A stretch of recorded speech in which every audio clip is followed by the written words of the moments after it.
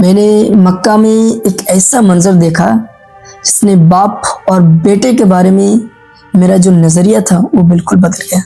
یہ لیجئے۔ بہت شکریہ جناب، اللہ تمہیں کامیاب کرے۔ مکہ ایک پرسکون فضا ہے، عبادت میں ایک الگ ہی سکون ہے اور دل میں عجیب سی نرمی ہوتی ہے۔ یہاں ہر بوجھ ہلکا ہو جاتا ہے۔ وقیع دل کو یہاں بہت سکون ملتا ہے۔ تو میں نماز کے لیے صف میں موجود تھا۔ میرے بازو میں ایک اور شخص تھا جو کہ وہ سعودی تھا، بالکل سادہ لباس لیکن شخصیت میں وقار اور لہجے میں نرمی تھی۔ یہاں دل کا بوجھ بالکل ہلکا ہو جاتا ہے، یہاں روح کو بھی سکون ملتا ہے۔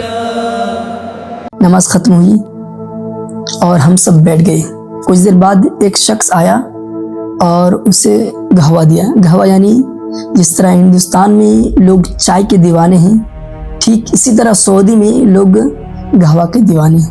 یہ ہمارے زندگی کا ایک حصہ ہے۔ یہ روایت، عزت اور اپنائیت کا احساس ہے۔ سب کو دیا، ہم کو بھی دیا، ہم نے بھی پی اور ہم نے دعائی دی، لیکن وہ سعودی شخص بہت زیادہ دعائی دی، یعنی دعاؤں کی بھرمار ہے۔ اللہ تمہاری زندگی کو روشنی بھر دے کہ ہر اندھیرا خود مٹ جائے۔ جی اللہ آپ کے دعاؤں کو قبول کرے۔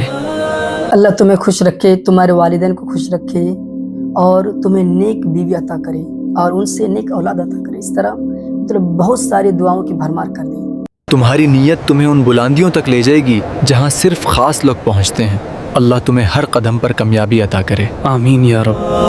تو وقت گزرا اور ہم نکلنے والے تھے، اس سے پہلے ہمیں ایک ایسی بات کا پتہ چلا جس نے ہمیں حیران کر دیا کہ وہ شخص اسی کا بیٹا ہے۔ تو ہمیں یہ بہت تعجب ہوئی۔ جب باپ دل سے دعا دے تو بیٹا صرف کامیاب نہیں، اللہ کا پسندیدہ بن جاتا ہے۔ ضرور بیٹا۔ کہ ایک باپ اپنے بیٹے کو اس قدر تعریف اور اتنی زیادہ دعائیں دے سکتا ہے۔ ہمارے یہاں بھی دیتا ہے لیکن اتنی زیادہ مقدار میں نہیں۔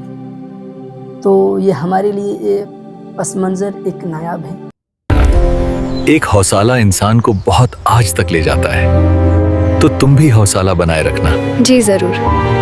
اس سے پتہ چلتا ہے کہ باپ صرف کفالت ہی نہیں کرتا بلکہ اپنے بیٹے کی حوصلہ افزائی بھی کرتا ہے، دعاؤں سے، الفاظ سے، تو کبھی محبت سے، تو کبھی ہدیہ اور تحفے سے۔ ہر پیرنٹس کو وہ اپنے بیٹے کی حوصلہ افزائی کریں، ایک وہ بڑے بڑے مشکلوں سے لڑ سکیں۔ سچ کہا۔ تو کبھی پیسوں سے۔ اور اس سے یہ بھی پتہ چلتا ہے کہ رشتہ صرف خون کا نہیں ہوتا بلکہ انداز کا بھی ہوتا ہے، اسلوب اور آپ کے اخلاق کا بھی ہوتا ہے۔ بیٹا، رشتے صرف پیدا نہیں ہوتے، انہیں اپنے رویے سے مضبوط بنانا پڑتا ہے۔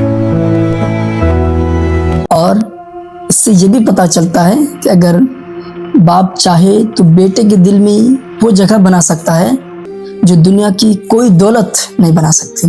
بیٹا، زندگی میں سب سے بڑی جیت یہ ہے کہ تم اپنے لوگوں کے دل جیت لو، باقی سب خود مل جاتا ہے۔